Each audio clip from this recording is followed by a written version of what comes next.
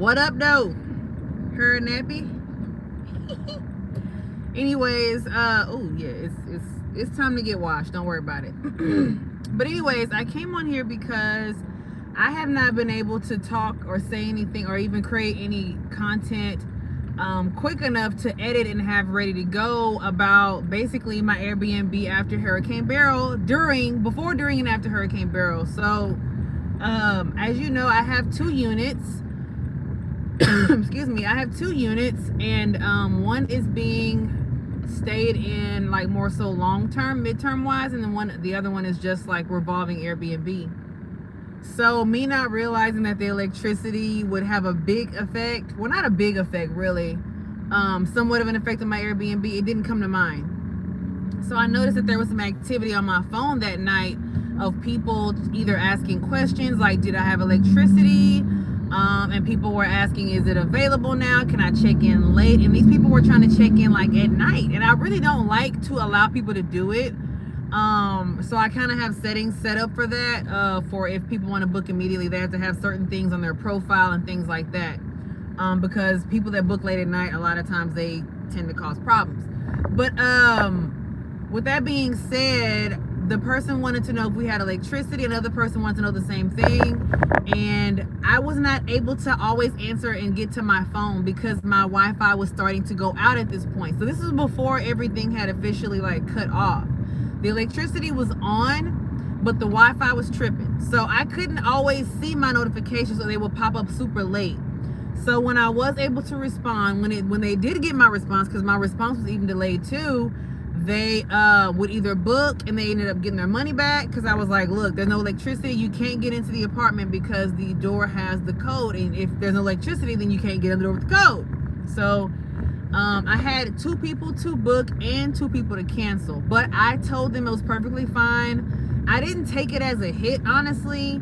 I wasn't tripping about it because I wouldn't want to stay somewhere with no electricity either, especially when the city was like falling apart at this point. We hadn't even lost electricity. Well, we did lose electricity at this point, but people were just trying to get somewhere to stay, you know? So I was like, dang. But I wasn't tripping. People were not able to check in at all. So I had nobody to check into my unit for the first, I think, how many days did I miss out on? I think there were 3 days where I went without a tenant because of the electricity. And then I had somebody from booking.com who stayed, and we had electricity when they checked in. So they got electricity before I did. My own Airbnb had electricity before I had electricity, but somebody was staying in it, so I was making money even during this natural disaster. Aside from that, I have not been to the unit yet. I had somebody, my cleaners, I had them to come by and clean earlier, so I'm gonna go by now. I need to drop off some items. I bought some towels. I love Target's towels. I bought some towels to put in here because I feel like I need to just get some more and get rid of some towels just stain, y'all. They just do. That's one thing you need to keep in mind. Like, stuff like that you're gonna have to replenish more often than you like, but if you're looking for quality versus quantity, then you're gonna be okay with buying nice towels. You'd be surprised at the comments that people leave for having nice towels, or something even as small as that, in the Airbnb units, because I just aim to give them the best experience that I possibly can with what I got. But I'm gonna drop off that, and then I have some decor back here that I found. I bought. But I have some decor in my back seat that I want to see will go in this unit, and if it doesn't, I'm gonna put it in the locked closet, and I'll save it for my second unit and see if it can go in there somewhere. The stuff was like dirt cheap, and it was needed. I needed some things for my walls to tie everything together, so that's what I found, was tied together stuff. As far as the Airbnb now, nobody's in it. I actually blocked tonight off. I almost didn't because I'm like, somebody could book this, like, you know. But and I normally don't have many problems booking during the week. Weekends are always good, but during the week I don't have as many problems as I thought I would. A lot of people have issues booking during the week. Like, you'd be surprised at how many people don't book on weekdays. Like Monday, Tuesday, Wednesday, Thursdays are open. So I do my best to lower my prices and kind of teeter them around. When you do that on the Airbnb app, if you change your prices like that to your rooms and you kind of go up for a minute and then maybe go down close to the weekend, Airbnb will do you a favor and push your unit out to more people as they're looking for units in the area that your Airbnb is in. So I definitely will usually go up sometimes, or in the very beginning of the week I'll go down just to see who can possibly book during the week, and then I kind of go up a little bit towards the middle of the week, and then at the end I go back up. But I usually don't have a problem booking my weekdays. Also on the app, if you're adjusting like the price that you want per night and you're not really sure what number to put in, they give you an average of what units that are similar to yours in your area and all that good stuff, what they're doing per month. I mean per night. So go by that too. I go by that because a lot of times the rooms in my area, y'all, somebody's pricing the rooms for like $74 a night. I won't. I can't do that. I put too much into. Look, I ain't got no lashes on, but I work too hard to put $74 a night in my room. Please.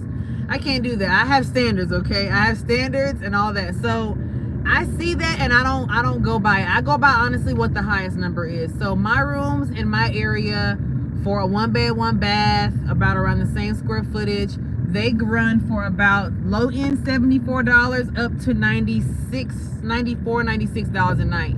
I still go overnight. I still go over that amount, y'all. I know what I offer. I know my pictures are good. I have very good, superb 5-star reviews.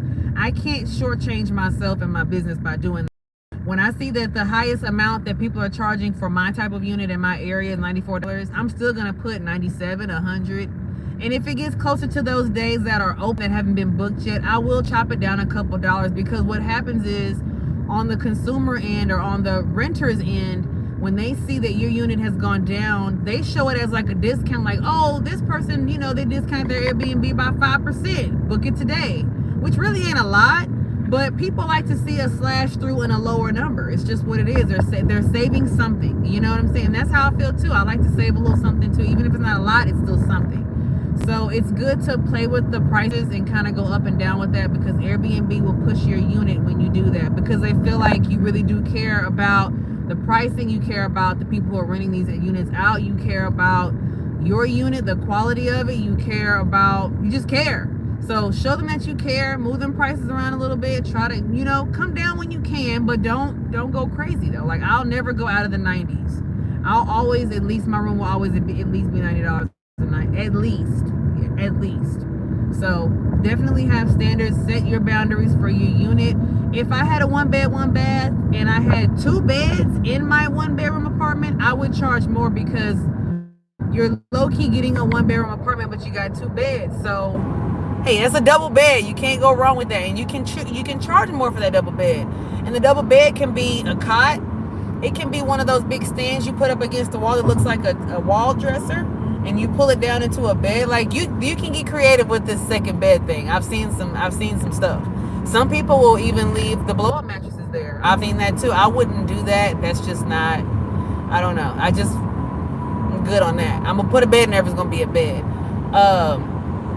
But yeah, as far as everything that happened with Hurricane BERYL, we were without electricity for 5 days.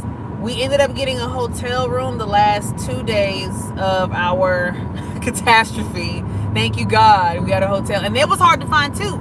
All of the hotels in Houston were booked. When I tell you there were 2 million people without electricity, there were 2 million. And so finding a hotel that actually had electricity and that had an opening or a room or a space, that was frustrating. That was hard. You couldn't look online. You had to make some phone calls to get a room. Like, I'm telling you, it was crazy. And then today, after all is said and done, right, we got to go buy groceries all over again, because I got rid of everything I had in my fridge and in my freezer. So I went back to the grocery store yesterday, y'all, and I knew it, but I didn't know it. There was nothing in the grocery store. Like, there was no milk, there was no butter. I barely got a lot of things. I didn't get the cereal I wanted because I didn't see what I wanted. But it was so much stuff they didn't have. They didn't even have juice to drink. They didn't have water. They were out of so many meats. They didn't have a whole lot of vegetables they didn't have, which makes sense. You know, I get it. But I'm just sitting here like, man, like, we can't catch a break. We can't catch a break. And then after we got our electricity back, it still rained. I don't think people realized it was still raining after that. And it even rained while the electricity was out. Like, this Hurricane Beryl thing was a trip. And my poor kids, they just bored, y'all. Talk about bored.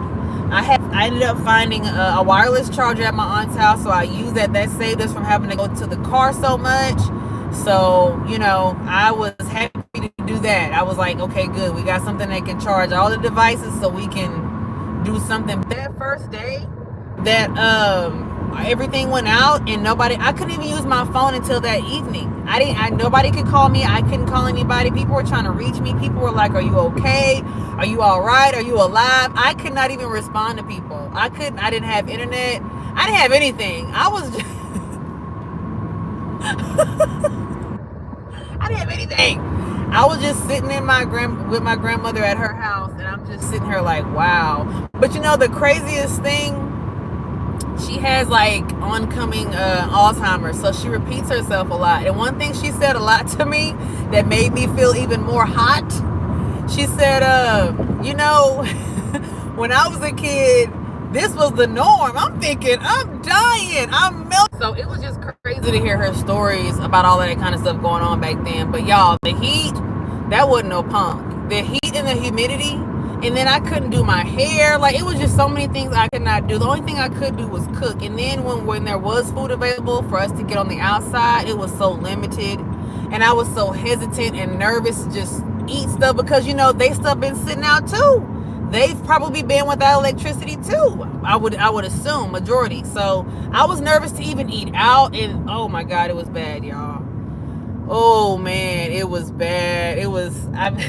I can't believe we dealt with that. We already had this freeze. Like, I just knew it wasn't gonna be nothing else crazy than that freeze. And then Beryl come through and BERYL his way right on into my life. I guess I'm a survivor, like Destiny's Child or something, because woo! And I still ain't done my hair. Like, I have still not. Look at this. Look at this nut bush on my head from Tina Turner. Nut bush. Right where she's from is on the back of my head. What does it say? Glad you're still in the game. Encouraging. Thank you so much, Sky. Yeah, I was getting nervous at first because I was like, oh shoot, the electricity's out. What about my Airbnb? But the person that is staying in my midterm Airbnb, their electricity was out too, but he was out of town the whole time, y'all. Out of town. He was like, oh, I've been on vacation. I heard the electricity went out. I'm like, yeah, amongst other things. So I really didn't have much to worry about at all. I got extremely blessed with that one, because as soon as they started messaging me, people were messaging, I was like, oh shoot. And my phone, I couldn't get internet that much, so every time I tried to block that night from getting booked, it would not let me block it. So like I said, 2 people booked and ended up going to the unit and realizing the electricity was out, and they were like, hey, the electricity's out. So I just kindly said, no worries, you can get your money back. You know, I will not, because normally I keep a percentage of the money if you cancel or something happens, you know, and I always kind of stayed firm with that, because, you know, it's a business. At the end of the day, it's still a business. I have to make money too. But in this case, like, I'm not gonna just, like, you know, I'm not gonna just make the fire like ablaze. You know what I'm saying? I don't want to make things worse for people. I'm not here for that. I'm here to help. I would definitely want somebody to help me out. So do unto others as you have them to do unto you. I was literally just binging your videos and happened to see you live. Oh, Aisa. Happy to see you live in the Spring Woodlands area, and just not taking my notary and entrepreneur business serious. Yeah, I think taking it serious is a mindset too. It's not just, okay, I'm good, this is my idea and I'm gonna start. I think a lot of people don't talk about the mindset of just having to block everything out, because there are so many people who are still questioning my business.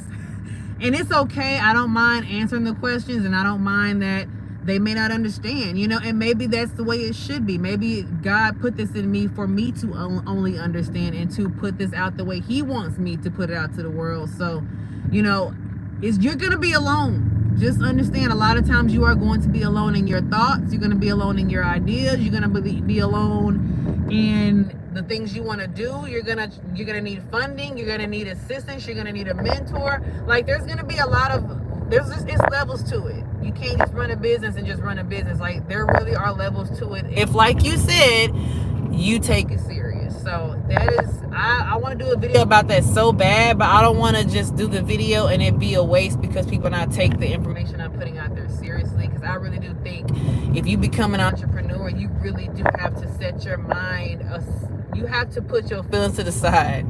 You just do. You have to just, if you a punk, you better hide it, you better tuck it in, because in this world, like, entrepreneurship is, you know, it can be very cutthroat and it can be very harsh. And like I said, you can feel alone and by yourself, but I feel like I'm not tripping off of that. I know that the gift that God has given me and the vision I'm trying to complete, I know it's a reason for what I'm doing, and I believe in that, and I'm just gonna stick with that. You know what I'm saying?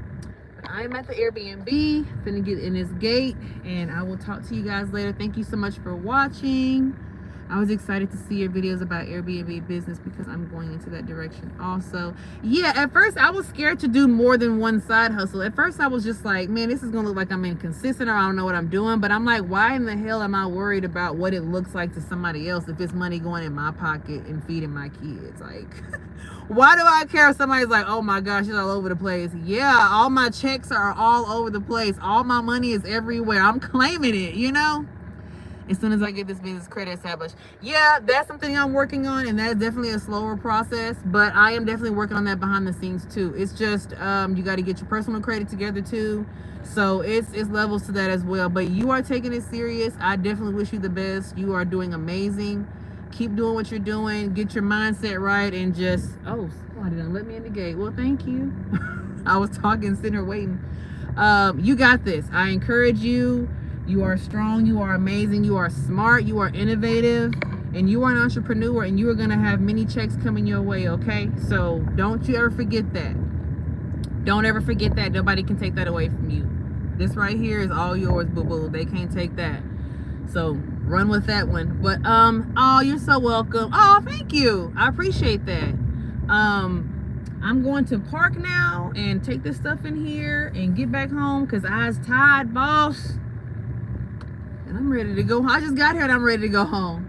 But anyways, these are my apartments. I'm sure you can see them from behind me. They're the building. But like I said, y'all, I got to get out of this complex. This complex is ghetto. I got to get out of here. It's the ghetto. When an apartment complex goes downhill, look at me. When an apartment complex goes downhill, you get out. You escape, you leave. I'm getting out of my lease. I think my lease is up in October. If you haven't watched my videos yet, I've already been approved for a new apartment downtown. So I'm going to be able to do my corporate leasing there. Check those videos out, you guys. I'm really trying to do something different. So definitely check out my new blog, Business Adventure, as well. I am posting videos every week about my progress and what I'm trying to do with my Airbnbs and turning them into something different. But you got to go check it out so you can watch the videos and follow my journey. I'm going to take you guys along with me. I don't know what I'm doing, but I'm just going to do it, and you're going to get to see me fall and pick myself back up a million times. But I see you guys later. I have to get some work done. Peace out. God bless.